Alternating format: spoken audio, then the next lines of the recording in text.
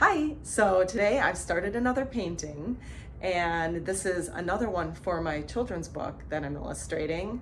This will be page 2 of the book, and this one, my inspiration for this is an elephant being lifted up into the air with a bunch of balloons. So once I sketch out and know where I'm going with a painting, then the mark making comes. And the supplies that I grab, the art supplies to make the marks, is based on that inspiration. So I just get this feeling about what I want to grab. And I'm going to show you that now, the supplies that I've got laid out, and then I'm going to show you, I actually did a time lapse of myself making those marks. So you'll be able to see it from beginning to end. And it is actually beginning to end. I get a feeling when I'm done, and that's when I stop. And my next step will be to spray a fixative on to the piece to make sure that everything is permanent, because a lot of what I make marks with is water soluble. And once I let it dry, if I don't spray a fixative, which hold on, I'm gonna grab the fixative. I'm back. So the fixative I spray is right here. And if I don't spray this, the second I go to the acrylics phase and do an acrylic wash using water, everything will drip and run. And I mean, if you want that effect, you can do that. But typically where those marks lay is exactly where I want them to stay. So today I have got my supplies out. I'm going to show you those supplies, and then I'll show you a time lapse of the mark making that I do. At the end, of course, I will be spraying a fixative off camera once everything dries, and then move on to my acrylic wash, which I will show you that whole process and a time lapse of that in my next video. So for today, let me just go over the supplies that I have laid out here so you can see them behind me, and I'm going to just touch on each one of them that I've laid out. Now, it doesn't mean that I will use it because I've got it out. I have many more supplies, but today these are the supplies that inspired me based on the source. So I've got my markers out. I've got these they're called solid markers, but they really don't go on like that. They go on like a crayon, real thick crayon actually. Let's take the lid off one of them so you can see it. And once they are on the piece, within a minute they're dry. Wherever I put that mark, it's dry and it will not budge. And these actually, even if there's water on them, they won't budge. They're permanent. So I've got those out. I feel inspired to use those today. I've got my favorite graphite. You can see that. Crayon, I'm gonna call it a graphite crayon. This can create thick marks or very thin marks. If you've seen a lot of my work, you've probably seen this in the under layers because I love this. If you get it wet, some of the marks will drip. It will almost become like a painting that you're working with. So definitely I almost always use this. I've got China marker, just a thin white China marker. Of course, I've got my Caran d'Ache crayons. I mean, do I ever do anything without them? And yes, I have asked Santa for more. I just have a very basic set. But again, these work like crayons. When they go on, this is something, those Caran d'Ache crayons are really cool. You can add those at any layer. You can add them at the mark making layer.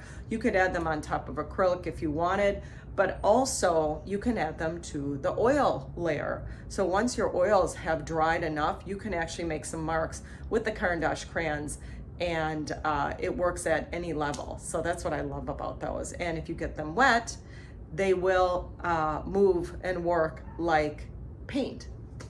I also have, so I love working with these. These are watercolor pencils, and I like writing little messages on my work that if you look up really close, you may see in the underlayer peeking through. Just all kinds of things that maybe have to do with the painting. Yeah, so I never know what it's going to be. All of a sudden I'll be inspired to write a couple words and I'll write them in there. And I like to do that with the watercolor pencils. I also have, I've got some watercolor crayons as well. I'll just show you that set. I've got those out, just giving me some more color options. I just like working with crayons.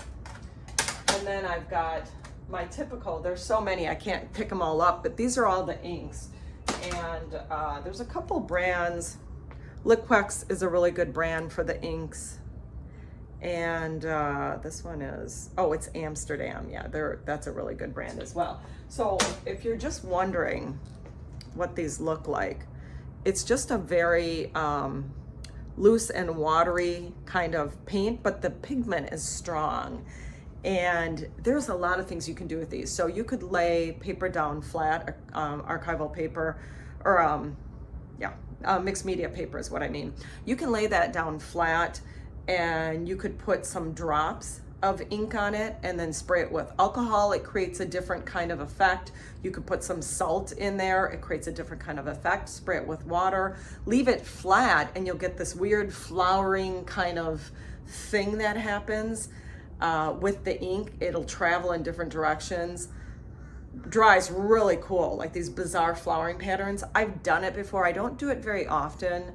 It almost feels like an Asian inspired feeling when it happens. So it depends on what I'm doing. Right now I'm going in this child fantasy. Well, I've been doing that for a while now, right? Because I'm a big child. So that doesn't feel like it fits with it. So what I like to do with the inks is I draw with them different types of line type work.